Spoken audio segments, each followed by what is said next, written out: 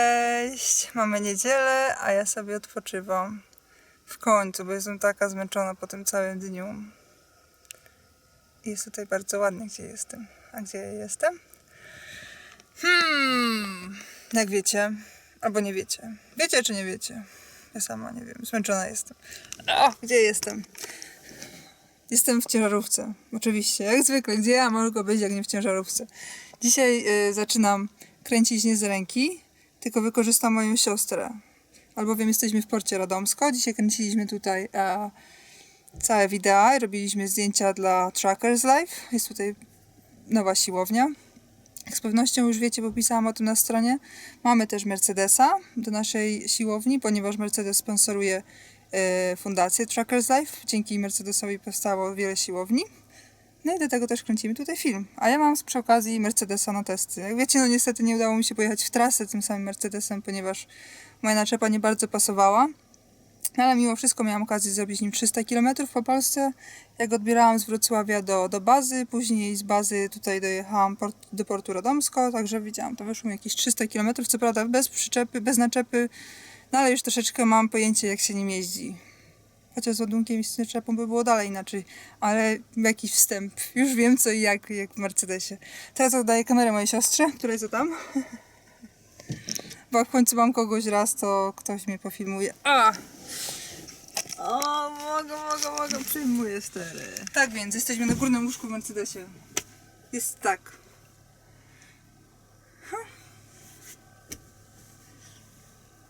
Jest chyba na odwrót niż w tym starszym Mercedesie MP3, bo w tym starszym Mercedesie łóżko na dole było bardzo wąskie, a na górze było szerokie, a tutaj jest chyba troszeczkę grotniej, że tutaj jest to łóżko jest węższe, a na dole jest szersze.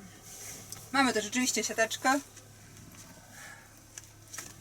Można sobie zrobić kojec, jak ktoś się boi, że spadnie.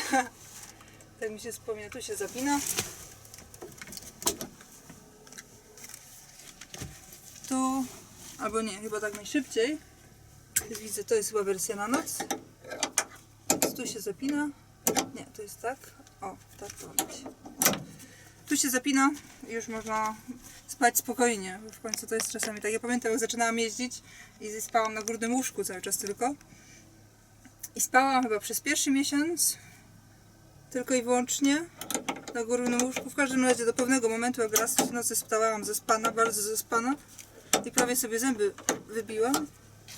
Ponieważ gdy wstawałam, nie było drabinki, więc gdy wstawałam, zawsze łapałam się tutaj, kładłam nogę tak tutaj właśnie na podłokietniku i wstawałam, ale że w tamtej starej firmie był tutaj jeszcze taki Transix, akurat taki wielki Transix przytwierdzony, więc gdy wstawałam, prawie ręka mi się ześliznęła, prawie tyle co tyle nie uderzyłam w ten Transix stary, tą taką wielką skrzynkę zębami, po prostu wszystkie zęby bym sobie wybiła, a przynajmniej ten najważniejszy stwierdziłam, o nie. Od tej pory nie, a jeszcze w sumie miałam też inne przeżycie ze spaniem na łóżku na górze, gdy pewnego razu, chyba w pierwszym moim miesiącu pracy, spałam, jakoś tak spałam, że ręka mi opadła, bo nigdy tej siatki jakoś tam nie stawiałam. Ręka mi jakoś tak opadła i tak bardzo mi zdrętwiała, że gdy ja się budziłam, to ja poczułam, że nie czuję ręki, kompletnie nie czuję ręki. To nie było kwestia tego, że ja wiedziałam, że ręka mi wisi, tylko ja kompletnie nie czułam ręki. Czułam się tak, jakby mi ktoś odciął rękę, a że to były moje pierwsze tygodnie pracy i bardzo bałam się spać w ciężarówce sama, bo to rzecz oczywista. Całkowita zmiana środowiska i tak ją poczułam, więc gdy spałam, zaczęłam nagle szukać tej swojej ręki, działam tą rękę i wtedy poczułam, że moja ręka jest tam, wisi tam ręka, a że ona chyba tam wisiała długo, ale była kompletnie zimna, ona tak była bardzo zimna, że się przestraszyłam, że ja już naprawdę stracę rękę, że już chyba całą noc tak przespałam, jest tak niedokrwiona, że już koniec będzie z tą ręką i że stracę rękę. No, ale na szczęście jakoś tam podniosłam tą rękę, ta ręka ważyła chyba z 20 kg, podniosłam, położyłam i wtedy krew zaczęła napływać i zaczęło to strasznie boleć.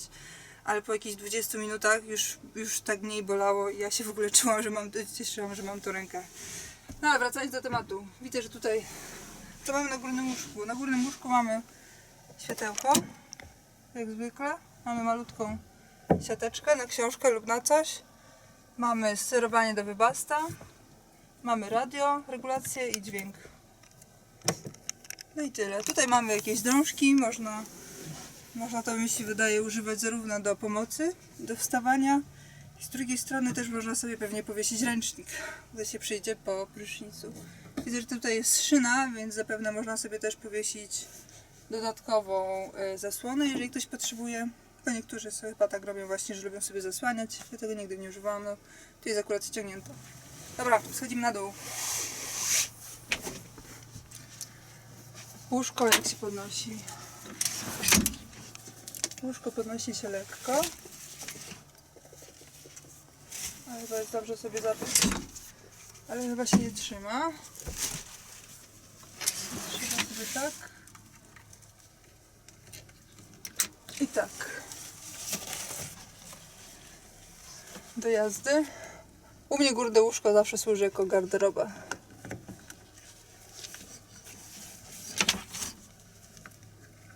Łóżko podnieść się. Już dzisiaj po tych ćwiczeniach mam tak strasznie zmęczone ręce, że nie jestem w stanie w ogóle tego zrobić. Dlatego, że to jest lekkie.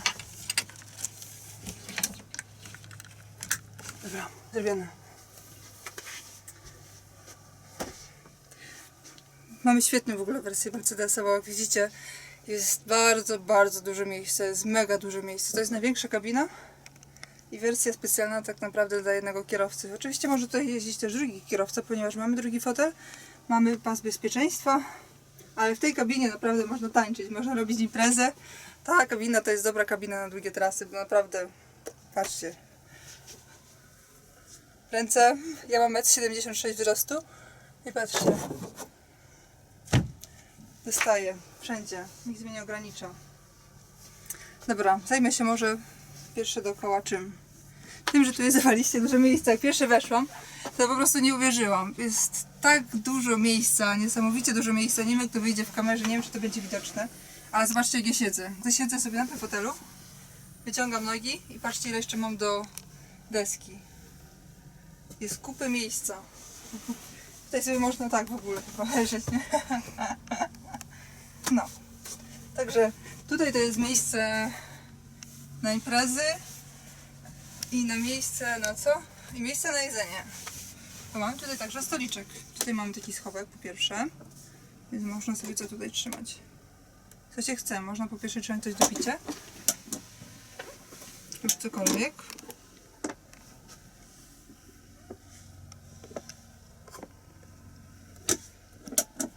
Albo mamy tutaj stolik, tu jest taka rozkładana podpórka. Odblokujemy, odbezpieczamy. I spółeczka. Więc można sobie tutaj jeść spokojnie, kulturalnie. Mi zawsze brakuje w każdej ciężarówce, właściwie tylko gdy zaczynałam jeździć w Iveco, była taka salonka, gdzie był rozkładany stolik. A tak to nigdy nie miałam stolika i zawsze mi tego brakowało stolika, ponieważ jak wiecie, ja lubię przygotowywać przeróżne posiłki. O, ktoś tam coś na stopa łapie. Ale zawsze mi brakuje miejsca do jedzenia. Więc tutaj po prostu idealna sytuacja. Tutaj sobie można... O, wiem, co można tutaj stosować. Ja już bym tutaj trzymała widelce, noże i to wszystko. Tak. To bym sobie mogła jeść, a tu bym miała takie dodatki. Albo sól i pieprz jeszcze. O, to by było idealne miejsce. To jest miejsce do jedzenia. No chyba, że ktoś lubi drinki robić sobie, to też jest miejsce na drinka, nie? Także ten stolik to jest świetny. Kurczę, tak chciałabym mieć stolik taki. Bardzo chciałabym mieć stolik. Dobra, składamy stolik. Przenosimy się do lodówki. Lodówka jest tutaj tak zabudowana. Tak, rozkładamy. Lodówka tutaj widzę, że ma regulację temperatury.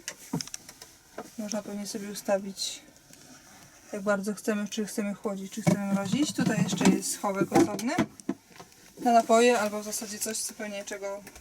Ja bym tutaj dawała warzywa, ponieważ często w lodówkach przeróżnych jest tak, że gdy się ustawi na niską temperaturę, to przy ściankach lub na dnie lubi coś zamarznąć. I mi zawsze zamarzały ogórki i pomidory. Dlatego już przestałam kupować ogórki, a pomidory gdzieś trzymam zawsze gdzie indziej.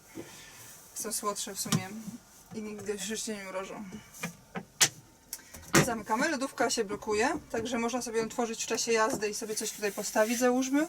I nie jest tak, że przy przyspieszaniu czy przy hamowaniu nam będzie sobie latać taki z płotami z powrotem. Tylko żeby ją cofnąć, trzeba, widzę, że sobie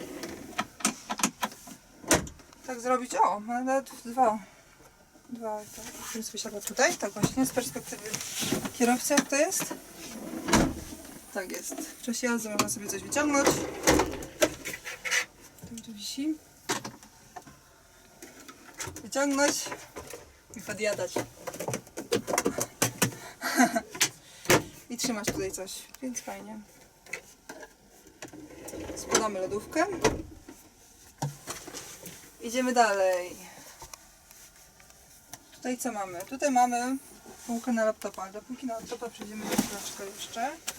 Bo teraz co chcę zrobić, to złożyć łóżko. Zobaczmy, jak jest tutaj w nocy. Te słonki są czarne. Czy te zasłony zasłaniają światło? Tak się śpi w nocy. I często jest tak, że zasłony kompletnie... Zasłania się zasłony, dalej jest tam to światło. Więc jest tak u nas. Okej, mamy światło zaświecone. No, powiem wam szczerze, że nawet dają radę. Jest ciemno, a jeżeli zgasimy światło, gdzie jest dosyć ciemno, więc jest dobrze. Dobra, mamy.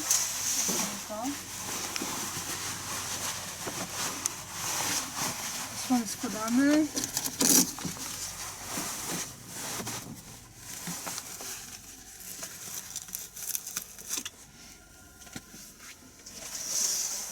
Naprawdę można sobie chodzić w kółko tam i z powrotem.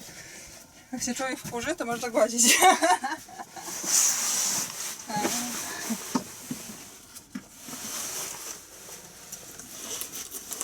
Słonki i teraz tak, chodzi mi o to, żeby złożyć, żeby pokazać to dolne łóżko, sobie rozłożyć, to musimy złożyć ten fotel.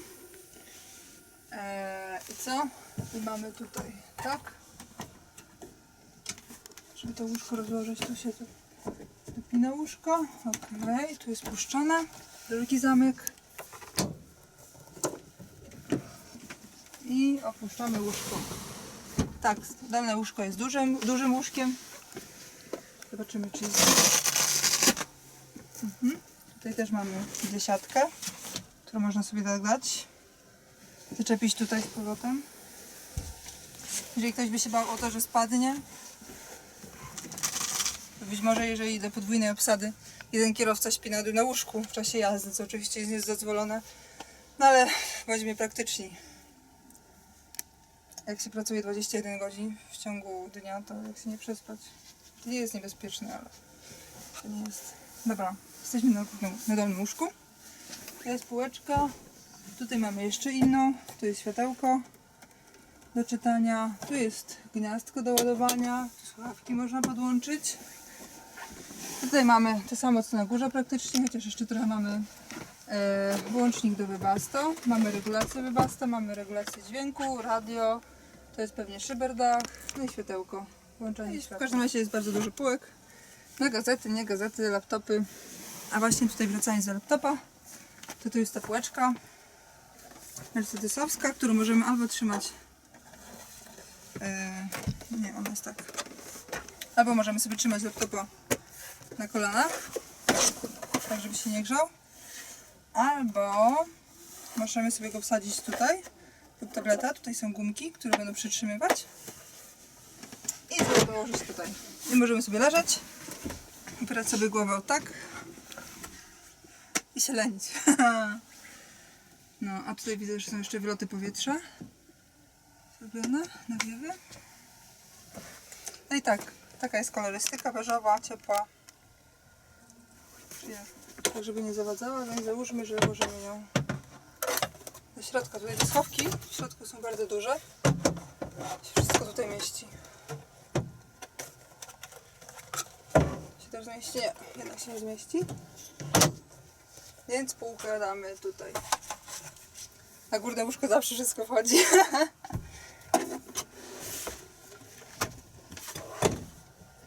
Więc tak. Chowamy łóżko. Jedna strona.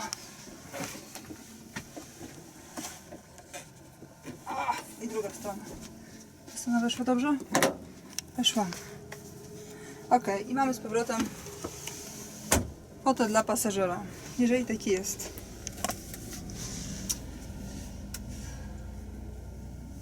Zasuniemy sobie szyberdach. Szyberdach jest tu.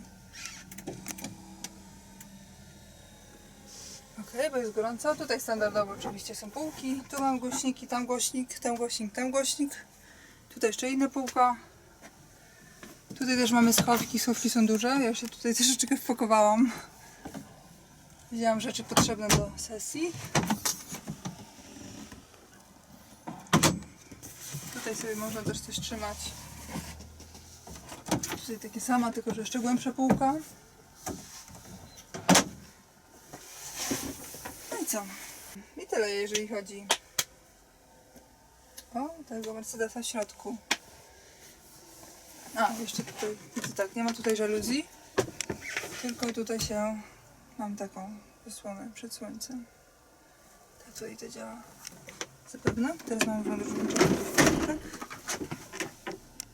Tak jest, teraz się pojawiło światełko, tu jest lodówka włączona, czyli tu jest przycisk do włączenia lodówki. Taki za śnieżynką.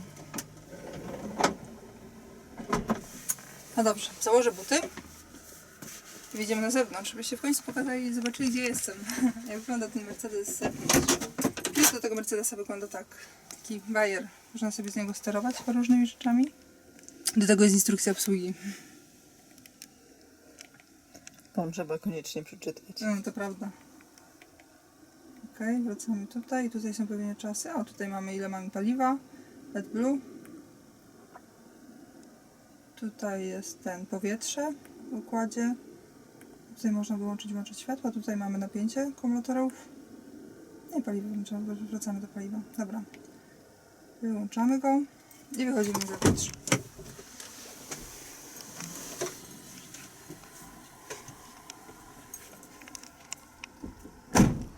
No i oto ta cała maszyna, o której mówię.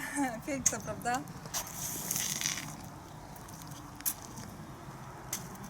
Chodź, poglądamy ją dookoła. Tutaj mamy na początku. Tutaj mamy fajne stopnie. Wchodzenia na górę, żeby sobie wyczyścić wycieraczki lub szyby w lecie szczególnie.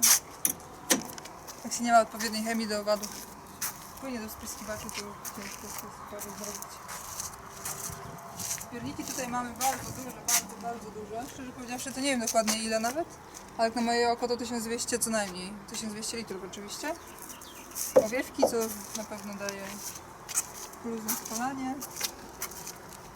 Tu są akumulatory. Tak, w tych starszych Mercedesach, ale coś ciekawe, do ładowania akumulatorów już jest tak samo w tych starych Mercedesach, tylko jest tutaj. Tutaj są wypuszczone klemy. I gdyby się zdarzyło tak, że pada bateria, to wystarczy tutaj podłączyć krokodylki plus minus i już się od razu ładuje. Nie trzeba nic tam rozbierać, ani nic kombinować. Jest naprawdę bardzo, bardzo uproszczony. Także jest super. Czyli to składa. O, chyba tak się zwyczajnie składa. No, tutaj mamy przewody, ktoś mi podczepiał, widzę. Znasz, jak przewody tak sobie wiszą. Też mi się wydaje, że ja nie wiem, czy to... A to są tutaj uchwyty, żeby one były tak. O! Weszło? Weszło. To już jest dobrze. I tak to wygląda. Co mam jeszcze mógł powiedzieć? Jeszcze sobie wyjdę.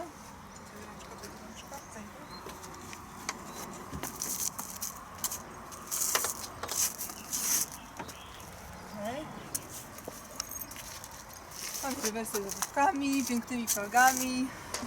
Ale koła z tego czasu to woziłam właśnie te felgi. Jeszcze pracowałam w Belgii w sersie. No i co? Tyle, teraz trzeba Ci przyjechać. Teraz tyle. Otwórz się.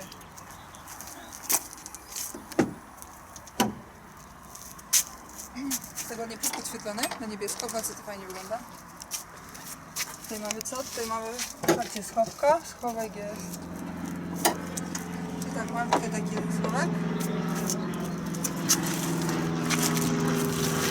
Kąty. Takie szybkie rzeczy. Szybko.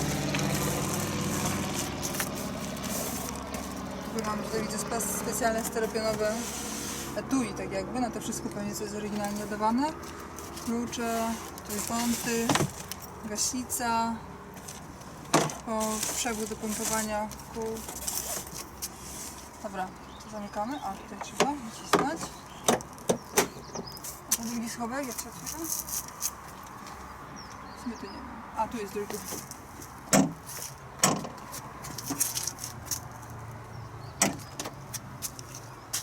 No i tutaj jest już trochę ten główny schowek. Jest wysoko, jest bardzo wysoko. Ale chyba jest do niego dostęp także od góry, tak myślę. Z tego co widzę, co tutaj jest. Dobra. Tutaj jest jeszcze pilot standardowy do podnoszenia i opuszczania, zawieszenia. Co się podchodzi. Tutaj jest instrukcja dla strażaków, w razie wypadku będzie ciąć kabinę. Jedziemy pani, jedziemy. Z drugiej strony zapraszam. Pilot. Kulturalnie wkładamy tak. Kierownicę sobie ustawię. Kierownica sobie tak chodzi. Proszę sobie regulować. Mamy przycisk Start Stop. Także już nie używa kluczyka do przekręcania. Nie trzeba szukać, gdzie ten kluczyk tam wchodzi. Tylko taką. I odpalamy maszynę. A moja maszyna ma jakiś błąd. Jeszcze? Ok. Wszystko mamy podświetlone na czerwono, nie ma powietrza, trzeba dobić.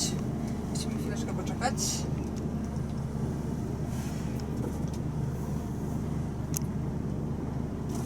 Zapnę pasy, żeby nie było. Przejdziemy się tak naprawdę po placu trochę.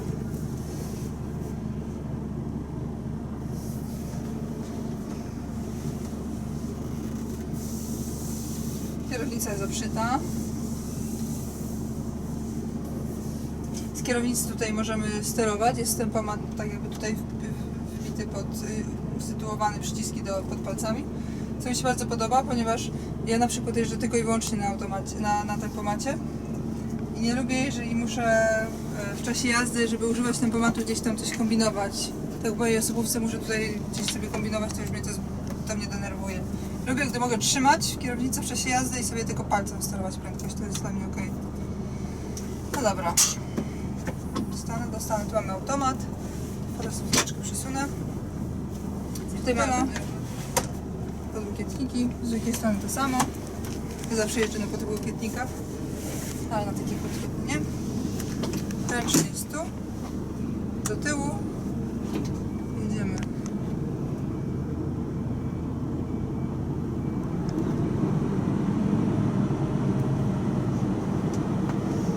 Trzeba się trzymać.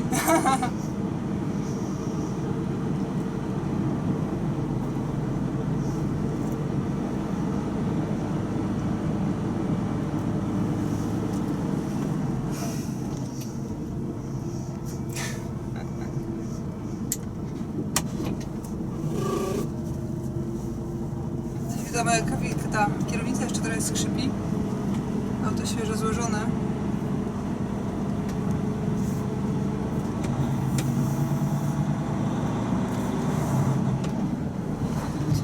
O, sorry.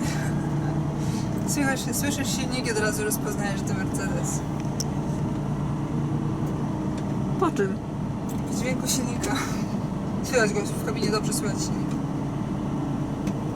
Ja tu już kolegów mam na tej pompie oczywiście, znaczy no nie pompie, na tym porcie, na parkingu, na porcie Radomsko.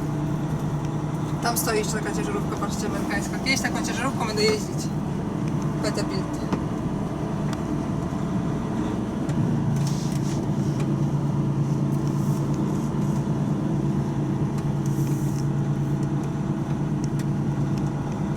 Uwaga, już gazuję. Uważaj na głowę.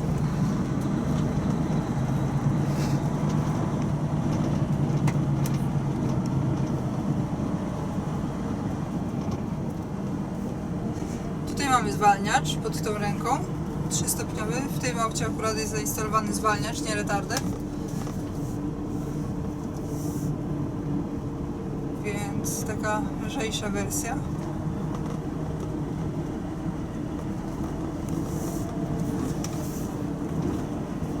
Jaki jest komfort jazdy? Ta kabina jest bardzo miękka, porównałabym Jak dla mnie to są takie dwa typy ciężarówek, jeżeli chodzi o prowadzenie. Niektóre są bardzo miękkie, które chyba coś w stylu magnumki, inne są troszeczkę bardziej jakby sportowe i twarde. Więc ta bym porównała jako taką bardziej miękką kabinę. Zauważyłam, że na zakrętach się dosyć dobrze kładzie. Oczywiście jest stabilny.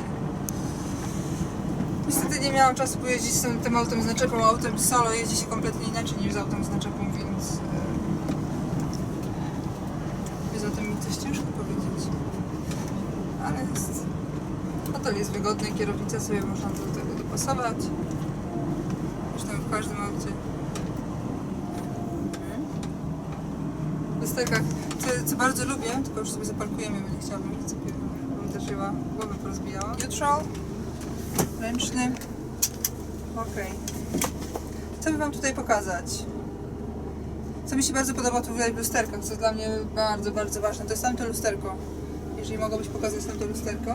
To w tamtym lusterku oprócz przodu widać tak samo jeszcze ruch. Cały ten kąt, co się dzieje, także przy takich jakichś cofaniach, gdzie czasami się wcofuje, czy gdzieś w ogóle wjeżdża na centymetry, to jest bardzo, bardzo ważne. Ola tam macha? Ola. To jest bardzo ważne, ponieważ można wjeżdżać naprawdę bardzo ciasne miejsca. Niektóre samochody właśnie mają tak, tylko że mają ten przód pokazany, a tego rogu nie widać i tego się nie da wyregulować, co jest złe. Ponieważ ciężko się paruje autem, a trzeba jak najwięcej, dużo auto, trzeba mieć kontrolę nad tym wszystkim. Podam sobie troszeczkę. A nie, to jest podnoszenie. To sobie rozłożę. Jeżeli chodzi o menu, to może tutaj przyjdziesz i pokażesz, jakie mam tutaj menu. Menu mam tutaj dosyć rozbudowane. I tak sobie można wszystko absolutnie kontrolować. Tutaj mamy czasy jazdy, tutaj mamy akurat tak, czas jazdy. Średnie spalanie. Średnie spalanie tutaj jest 21,7 samym ciągnikiem, ale to też zapewne przez to, że to jest dosyć wysokie spalanie, ponieważ tutaj na potrzeby kręcenia filmu dla Truckers Live dużo troszeczkę go jeździliśmy tam i z powrotem, jak to wiadomo, jazda taka manewrowanie po parkingu robi duże spalanie. O niecałe 22 litry solo, ale tak mówiłam, że dużo po parkingu jeździłam. Jak jechałam tutaj na... coś wibruje. Jak jechałam tutaj na drodze ze Strzelec Opolskich do Radomska, to zrobiłam 20 litrów spalania. No, nie wiem, jakie by było spalanie z naczepą, z ładunkiem, no bo to jest oczywiste, że to są zupełnie inne opory powietrza, inna waga i inaczej siła rozłożona, więc tym autem na pewno to jest auto w automacie, trzeba się nauczyć jeździć. Za pierwszym razem jak wsiadłam, to jest tak, że gazujesz, ale ona dopiero po jakimś czasie rusza. I te biegi tak troszeczkę inaczej się zmieniają. I tak samo jest z hamowaniem. Jeżeli niby się hamujesz, ale ci się wydaje cały czas, że to auto nie hamuje. A tak naprawdę wydawało mi się właśnie, że nie idzie z tym zahamować tak szybko. Ale gdy mi ten chłopak z Mercedesa pokazywał, co i jak tutaj działa, to gdy nacisnęłam tak mocno hamulec, to hamowania tak bym potrzebowała na szybko, to rzeczywiście zawaliście hamuje, więc mamy tutaj jakoś taki program do ekonomicznej jazdy. W ogóle mamy tutaj dwa tryby jazdy, jeden jest ekonomiczny i wtedy mamy odcięcie przy 85, to znaczy gdy chcesz przegazować na przykład w jakiejś nagłej sytuacji, czy do szybkiego wyprzedzenia, czy do czegoś, to gdy dociśniemy gaz, to on pójdzie tam do maksimum 90 na godzinę. Aczkolwiek tak, dla ekonomicznej jazdy to jest właśnie odcięcie na tempomacie 85, więcej nie pojedzie, albo możemy sobie włączyć ten zwykły tryb automatyczny i jedziemy jak nam chcemy. Jest, powiedziałabym, to jest troszeczkę wtedy auto bardziej dynamiczne. Instrukcja obsługi się kłania, no ale niestety nie mam jeszcze okazji przeglądać tą instrukcję. Jeżeli wy wiecie, to piszcie w komentarzach. I co tutaj jeszcze mamy do pokazania? Tutaj jest ten pomad, ograniczenie prędkości, włączenie prędkości, menu, radio. Radio odpalamy tutaj. Jest 5 głośników, tak. Tutaj, tu jest podłączony też CB bodajże. Tutaj, na środku jeszcze jeden, tam i tam, więc ich dużo. Więc jeżeli podłączymy sobie telefon przez Bluetooth, na pewno się można już dogadać dobrze. Wszelkie rzeczy, które się reguluje, to jest tutaj właśnie tym sterowaniem płyta, jakieś podłączanie. Tutaj możemy sobie podłączyć USB lub słuchawki lub cokolwiek, coś jeszcze, inne wejścia, Bluetooth i tak dalej. Tu nawigację mamy. Nawigację możemy sobie tutaj sterować, tutaj mamy jeszcze flipboarda, dzięki któremu możemy sobie ustawiać różne rzeczy, komunikować się. No i też mamy tutaj nawigację, możemy sobie oceniać, mamy tutaj też ekotrenera, który daje nam jakieś rady, co można poprawić, aby jechało się jeszcze bardziej ekonomicznie. Więc mamy jeszcze... Co jeszcze tutaj? Jeszcze tutaj zapraszam. Mamy nawigację. Tu mamy telefon. Telefon nie mamy akurat żadnego, nie było podłączonego. Brak DVD. Widać, jeszcze tutaj możemy coś oglądać DVD. No to by było, powiem wam szczerze, bardzo ciekawe, bo przecież nie wolno oglądać niczego w czasie jazdy. Może nie.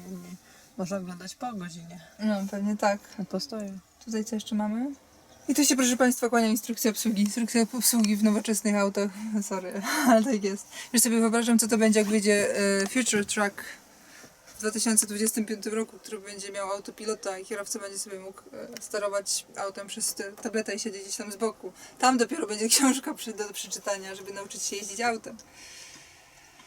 No i dobrze. Takie tu jest radio, nawigacja. Dobrze, nawigacja, no w sumie tak, ja tutaj mam po niemiecku nawigację, ale jeżeli chodzi o wybieranie trasy na ciężarówki, no to póki co dobrze działa, tyle co tutaj jeździłam po Polsce. Co jeszcze mogę powiedzieć? Tu jeszcze mam taką półeczkę rozkładaną, kierownica, miejsce na długopis. Tyle by było, proszę Państwa. Tu oczywiście jest jeszcze boczna żaluzja, przed którą coś widać, ale słońce nie przypuszcza słońca. No i tyle. Tam mnóstwo światełek, podświetlanie gwiazdy, speedboard. Ładne autko, śliczne autko. Świetne do mieszkania na pewno, wielka kabina. Naprawdę wielka kabina. Idzie tutaj tańczyć. Jest wysoko, jest dużo miejsca, jest jasno. Nic tylko jeździ. O, ale tu palą gumy w tym Radomsku. Dobrze, proszę Państwa, tyle. Nie chcę Wam za dużo przeciągać. Okej, także widzicie, w końcu doczekałam się, że mogła się przyjechać Actrosem. Trochę pojeździłam tym Actrosem, ale dalej bardzo żałuję, że dalej nie pojechałam w trasę tym Actrosem. Widać, że jeszcze nie teraz jest mi to dane, w końcu kiedyś mi to będzie dane na pewno, bo nie odpuszczę. Także bym go mogła jeszcze więcej popróbować. Ten Actros ma 510 koni.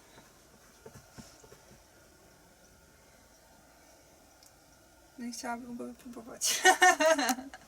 Teraz ten narożnik ma super. Ten narożnik jest absolutnie świetny. Oczywiście to jest taka akurat wersja Actrosa, więc można sobie zamówić w takiej wersji normalnej, z normalnym fotelem, ale to jest coś sporowego dla mnie. Ten stolik to mi się najbardziej podoba. Do życia to jest świetne auto, na pewno to jest świetne auto, ma też moc, więc zapewne daje sobie radę pod górki, ale to jest jeszcze trzeba wypróbować. Ma dźwięk, ma wygląd. Więc trzeba nim jeździć. I się nieźle buja. Buja się i na koniec. Sprawdzam, czy ma trąbę. Ma trąbę. Więc... Tyle, proszę Państwa. Tyle, co Wam chciałam pokazać. Jeżeli kiedyś w końcu się z nim przyjadę w trasę, to zrobię Wam jeszcze inny reportaż. To były takie moje pierwsze doznania z Actrosem.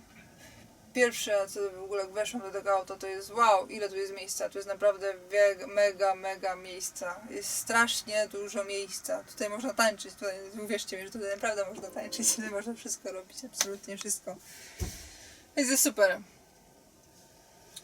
Tak, jest niedziela, ja idę w końcu odpoczywać, bo cały dzień spędziłam, cały weekend tak naprawdę spędziłam na siłowni.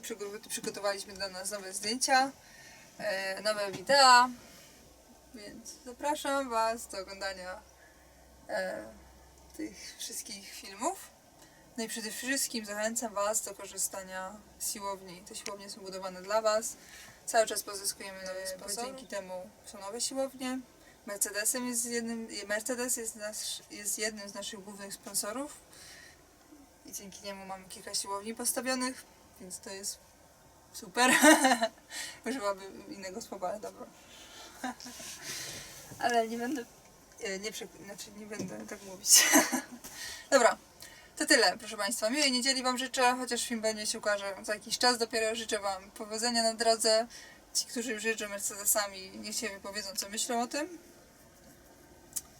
Ja się wypowiem jeszcze innym razem tak dokładnie co do jazdy, jak go zabiorę kiedyś w trasę. Wtedy dam mu popalić i zobaczymy, jak sobie daje radę na drodze. Na pierwszy rzut oka daje sobie radę ze wszystkim. Jest świetnie wykończone. W środku mi się bardzo podoba. To jest naprawdę, w środku to jest piękne auto. Co do jazdy, tego jeszcze damy mu popalić, wypróbuję kiedyś. Także dziękuję Wam za uwagę i na razie.